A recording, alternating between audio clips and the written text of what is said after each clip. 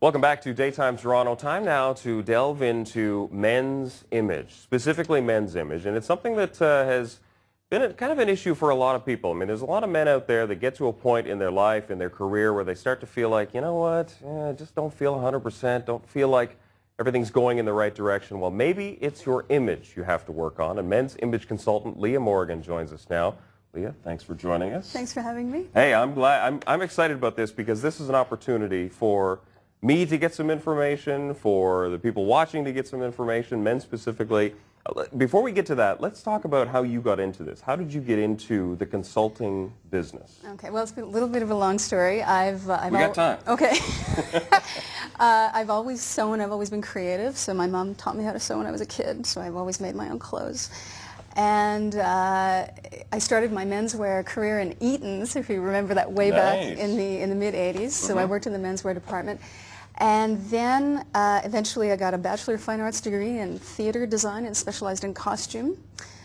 That's a very important piece. Yep. And eventually I did some fashion design studies at Ryerson, and then I got a certification in image consulting at George Brown. Right. Yeah. And you're the only one in Canada, correct? I'm the only woman yeah. in Canada that is doing this. That's right. You've had clients for a number of years now. You've been doing. How long have you physically been doing Since the consulting part? 2004. So 2004, and you've had a lot of clients over that time. Yeah. Talk about the age range, at least. My oldest client was 60, and my youngest client was in his 23, something like that. So it's rather a broad range. Right. Yeah.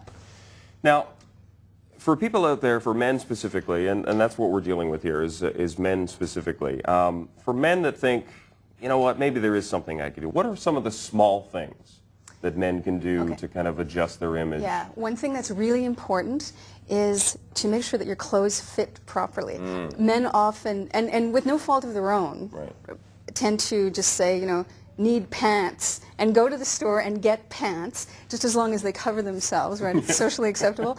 But the thing is it doesn't often fit correctly, and that can have an enormous bearing on how people respond to us. Yeah. Okay, so for example, a couple of weeks ago I was walking down the street and I saw a fellow ahead of me whose coat sleeves were long, and because of what I see living downtown day to day, when I see street people, they're often wearing clothes that are too big because they don't have a tailor, right? That's right. So this fellow his sleeve was too long, and so I made the assumption that, oh, this guy, he must be a street person. Well, as I got closer and I saw him, no, he wasn't a street person at all, but his sleeve length was too long, which made me think that, you see? So we only get one chance at a first impression. So if you come off with looking sloppy, I suppose, with fit, you may not get a second chance. It's interesting you mention that because, I mean, guys, how often when you're in the store buying clothes do you physically try them on?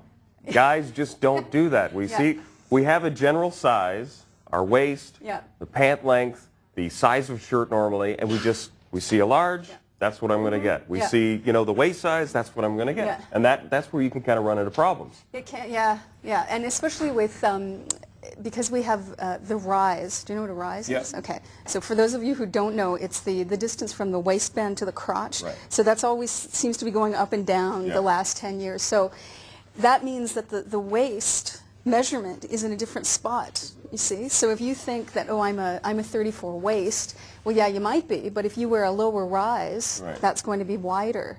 If you wear a higher rise, it's going to be smaller. So it gets a little complicated when you're talking about different designers and things like that. So it's best to visit a tailor if possible and make sure everything is fitted to your body, and that makes a really fabulous first impression. All right, well, let's have a look at some pictures here and see maybe.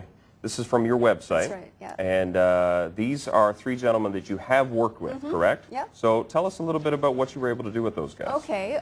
Mark Wigmore, the first fellow in the glasses, he is a producer on Proud FM. Okay, so if we look at that, we did this wonderful promotion called Project Wigmore. And if you see what he looked like beforehand, if we're able to see the bottom of the screen, he's looking heavy and not looking his best at all. Not very happy. No, not very happy. He's wearing, you know, combat shorts and a T-shirt and Crocs, and probably it's comfortable. And with men, comfort is very important. So true. But what we did with him is we actually had a team. We had a dermatologist. We had a dental. He got the full treatment. He got the full treatment. We took him to a gym. Did he ask for the full treatment? Yes. Okay. And so what we did with him is he completely changed over. We got him new eyewear. We did his color analysis, his body analysis, and we looked at what clothes we're going to flatter his frame the best, and that's what we came up with. And if you see, it looks like a different guy. It does. Yeah, it does. And it's all about his level of confidence just skyrocketed after that. You mentioned confidence, and I think a lot of, let's get into the midlife crisis. Okay. Because it seems like for men, midlife crises are more significant, have a more significant impact on them. Yeah. And I wonder, do you think, and in your research and what you've done, that people that are generally confident and generally have a good self-image, can they avoid a midlife crisis? Is that possible, do you think?